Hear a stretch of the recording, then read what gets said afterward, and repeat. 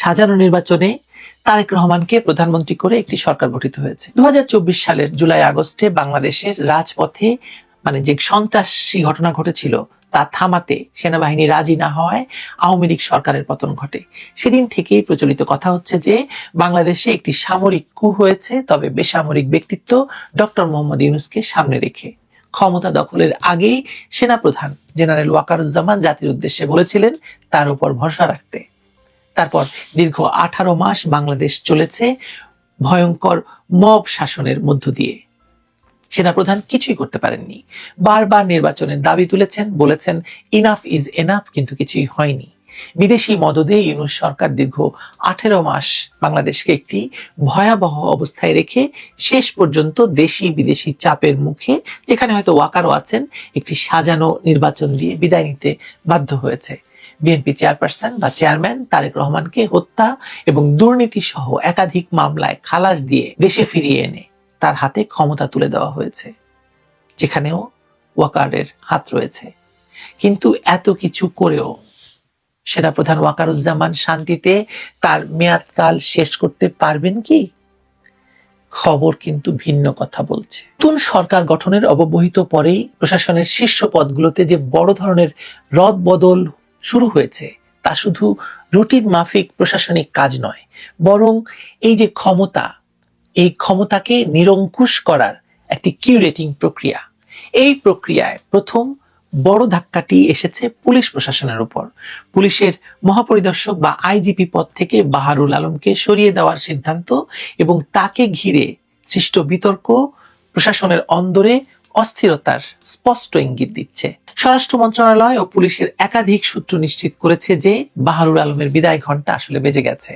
তাকে একটি বিদায়ী সংবর্ধনার মাধ্যমে সরিয়ে দেওয়া হচ্ছে। তার বিদায়ের প্রেক্ষাপটটি বেশ নাটকীয় এবং বিতর্কিত।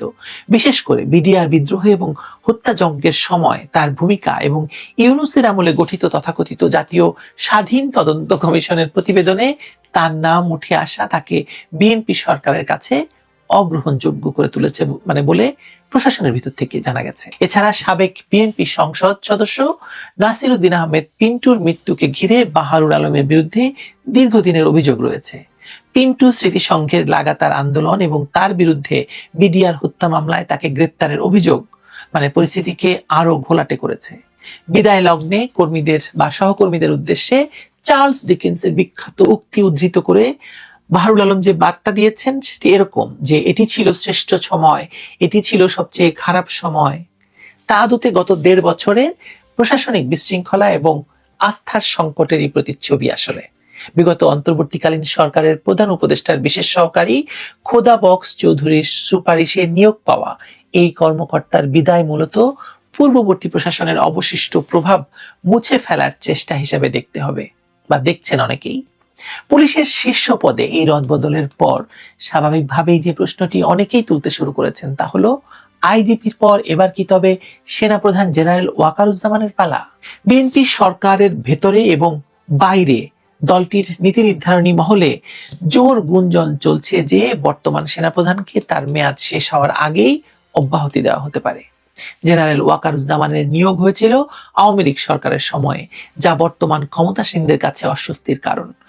বিএনপি পন্থী রাজনৈতিক এবং সুশীল সমাজের একটি অংশ বা বড় অংশ মনে করে যে যদিও আগস্টে বা 5ই আগস্টে আওয়ামী লীগকে ক্ষমতাচ্যুত করায় ওয়াকারুজ্জামানের ভূমিকা ছিল উজ্জ্বল, তবুও তার উপর জামায়াত বা আওয়ামী লীগের প্রচ্ছন্ন প্রভাব থাকতে পারে। জামায়াত বর্তমানে বিএনপির প্রধান রাজনৈতিক প্রতিপক্ষ, সেই হিসাবে বিবেচিত হওয়ায় বিএনপি সরকার সামরিক এবং বেসামরিক প্রশাসনে গুরুত্বপূর্ণ পদগুলোতে এমন কাউকে রাখতে চাইছে না যার সঙ্গে বিএনপির আদর্শিক দ্বন্দ্বের বিন্দুমাত্র ঘাটতি থাকতে পারে, এমন কাউকে পদে রাখতে চাইছে না।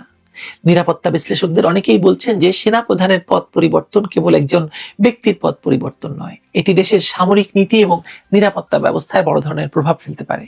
সেনাবাহিনীর ভেতর থেকে বিএনপি বিরোধী বা বিগত সরকারের অনুগত কোনো প্রভাব বলয় যাতে সক্রিয় না থাকতে পারে, সেজন্যই এই পরিবর্তনের তোড়জোড়। যদি শেষ পর্যন্ত জেনারেল ওয়াকারুজ্জামানের অপসারণ ঘটে, তবে পরবর্তী সেনাপ্রধান কে হবেন তা নিয়ে সামরিক এবং রাজনৈতিক মহলে শুরু হয়েছে চুলচেরা বিশ্লেষণ।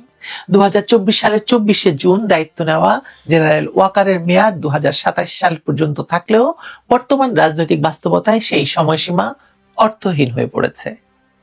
জ্যেষ্ঠতার ক্রম এবং রাজনৈতিক সমীকরণ মিলিয়ে পরবর্তী সেনাপ্রধান হিসাবে বেশ কয়েকটি নাম আলোচনা রয়েছে।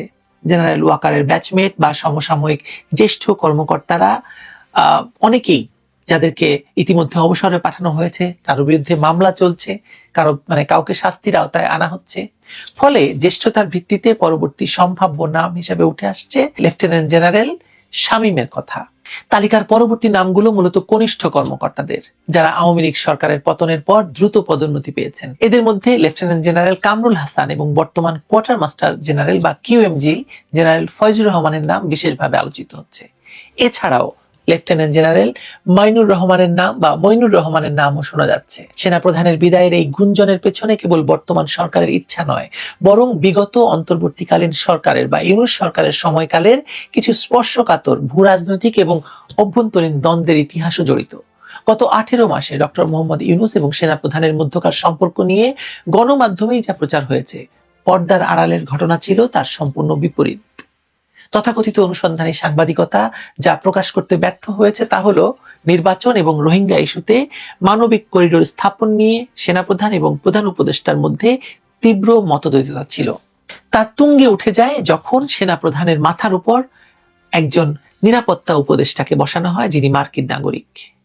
মার্কিন যুক্তরাষ্ট্র এবং জাতিসংঘের চাপে রাখাইনে মানবিক করিডোর চালু এবং মানবাধিকার বিষয়ক হাই কমিশনারের অফিস স্থাপনের নামে বিদেশি সামরিক উপস্থিতির যে পরিকল্পনা করা হয়েছিল, তা দেশের সার্বভৌমত্বের জন্য হুমকি হিসেবে দেখেছিলেন সেনাপ্রধান।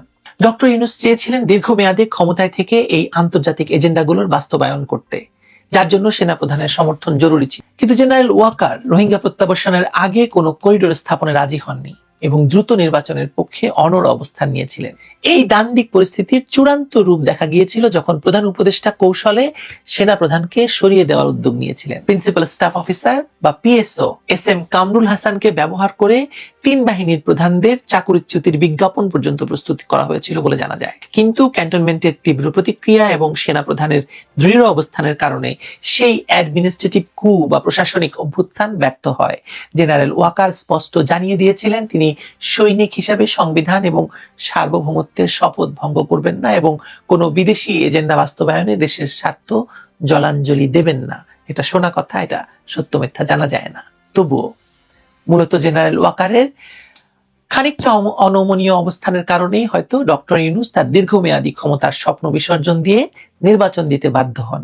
অথচ ভাগ্যের নির্মম পরিহাস এই যে সেনাপ্রধানের কারণে ইউনূস নির্বাচন দিতে বাধ্য হলো, তারেক রহমানকে ফেরানো গেল এবং বিএনপি ক্ষমতায় আসার সুযোগ পেল, তারেক রহমান প্রধানমন্ত্রী হলো।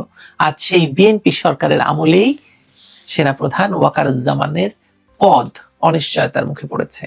বাংলাদেশে ক্ষমতার পালাবদলে ব্যক্তি বা প্রতিষ্ঠানের চেয়ে রাজনৈতিক সমীকরণ এবং আন্তর্জাতিক ভূ রাজনীতি অনেক বেশি নিয়ামক হয়ে দাঁড়ায়, সেটা আমরা বহুবার দেখেছি।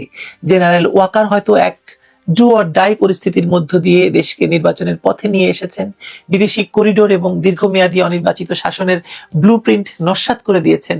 কিন্তু রাজনীতিতে বাবাজি কৃতজ্ঞতার কোনো স্থান নেই।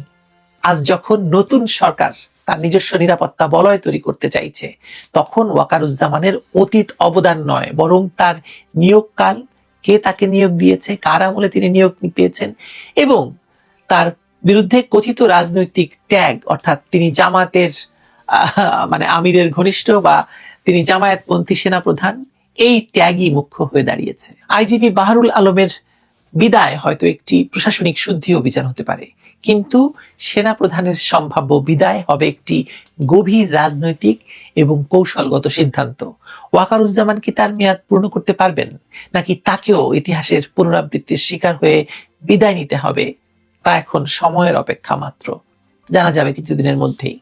তবে এটুকু নিশ্চিত, বাংলাদেশের ক্ষমতার করিডোরে অস্থিরতা সহসাই কাটছে না এবং এর কেন্দ্রবিন্দুতে আবারও সেই সেনাবাহিনী, সেনাপ্রধান এবং সরকার একটা ভয়াবহ পরিস্থিতির মধ্যে পড়ে যাচ্ছে।